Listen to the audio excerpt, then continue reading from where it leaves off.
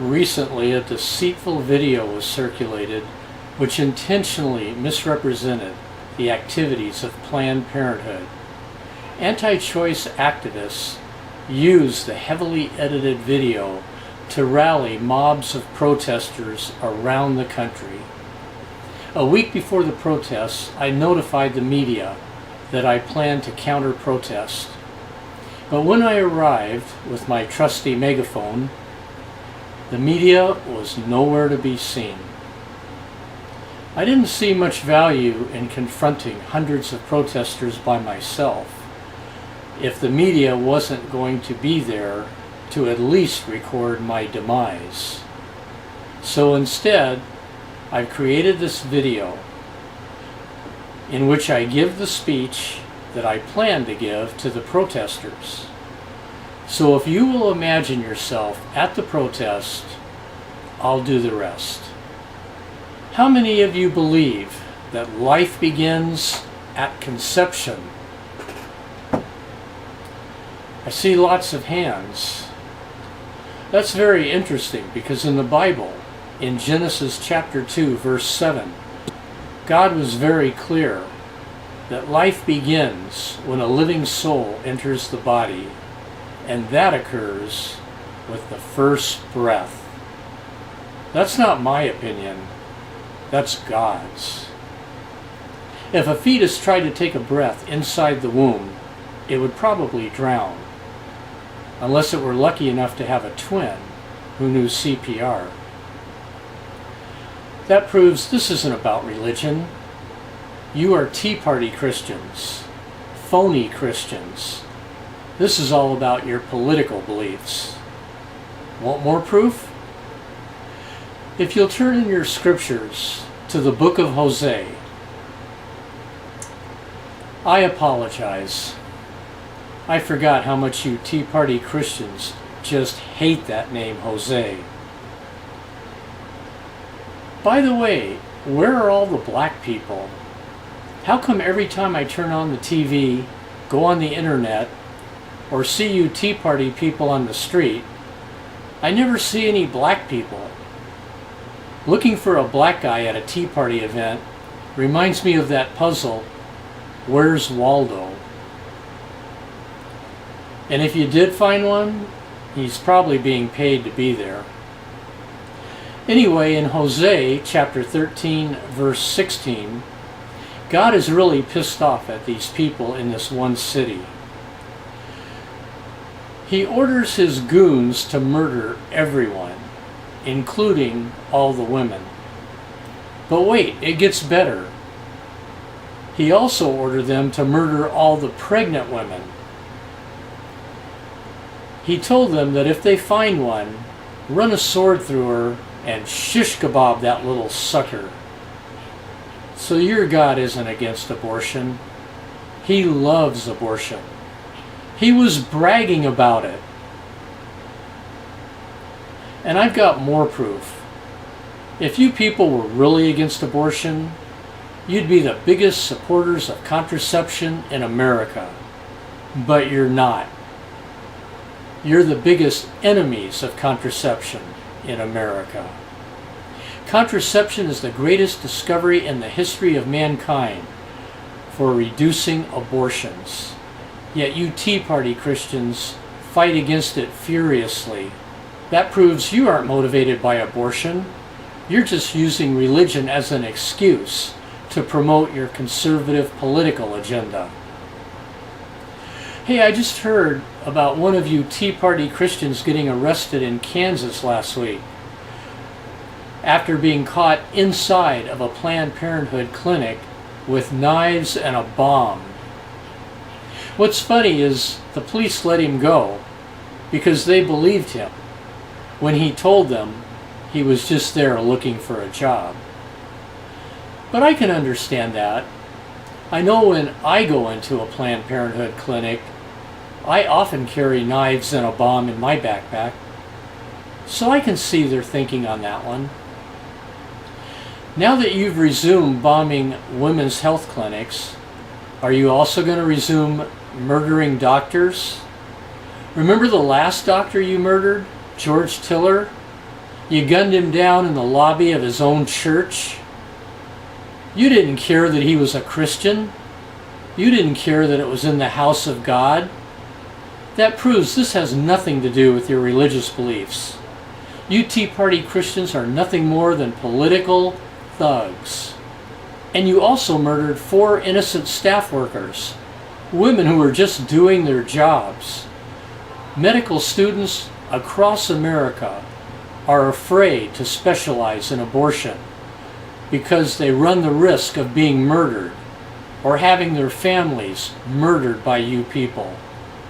That's why everyone in this country calls you the American ISIS, because that is exactly what you are. If Jesus dropped out of the sky right now and landed right here in Van Nuys, California, first he would look over at you. Then he would look over at me, an atheist. And then he would walk over to me. And he'd say, "Son, I think you got that one wrong. You'd better get your butt into church this Sunday." Well, it wouldn't be the first time I've been wrong.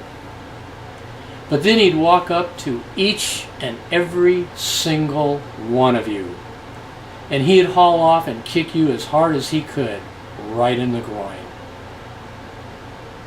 And this is the point during the protests where I take a moment to wipe the eggs off of my shirt. How many of you are big Obama fans? I don't see a single armpit.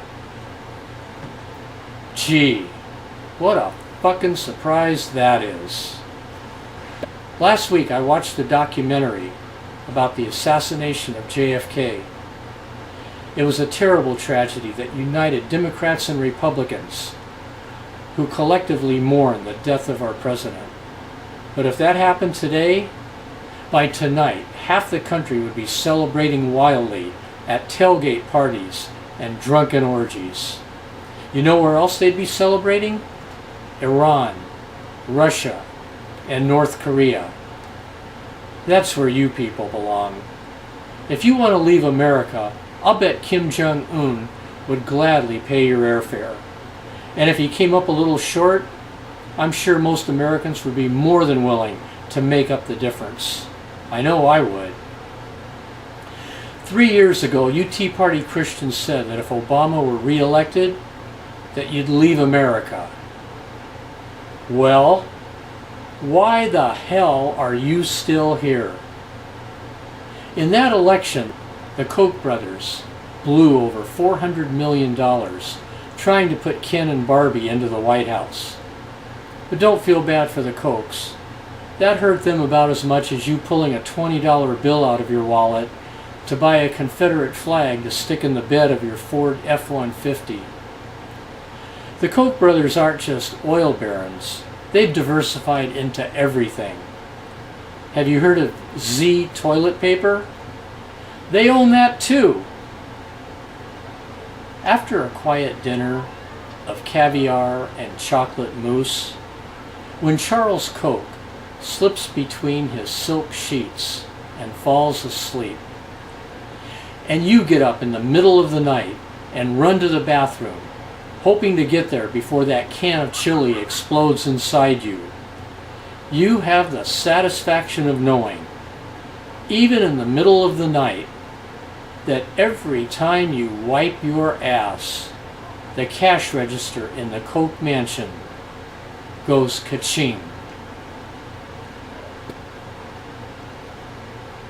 This coming election, the Kochs have promised to spend between $1 and $2 billion to install our next president, which is actually kind of cool, since it saves all of us the trouble of having to choose one. Conservatives control the Senate, the House of Representatives, a majority of the Supreme Court, most state governors, most state legislatures, and most state attorneys general. When they get the presidency next year, conservatives will gain total control over the American government and will be able to do whatever they want. And what do they want? In the 80 years since FDR gave America the New Deal, conservatives have been hacking away at the safety nets. They've made it very clear they want them all removed and everything restored to the way it was before the Great Depression. They want Social Security gone. They want unemployment insurance gone. Welfare and food stamps gone. The minimum wage gone. Health care gone. Public education gone. Conservatives have diverted billions of taxpayer dollars away from public education and into charter and voucher schools, which are code words for private Christian schools. That's why our kids don't have enough textbooks or teachers. But look on the bright side. Your children will inherit a world in which the 1% own 99% of everything there is to own, while they get to divide up that last 1% any way they want. So keep voting Republican. Your loyalty will be rewarded when your children reap the benefits of living in a deeply religious society where everyone packs a gun and works for Walmart.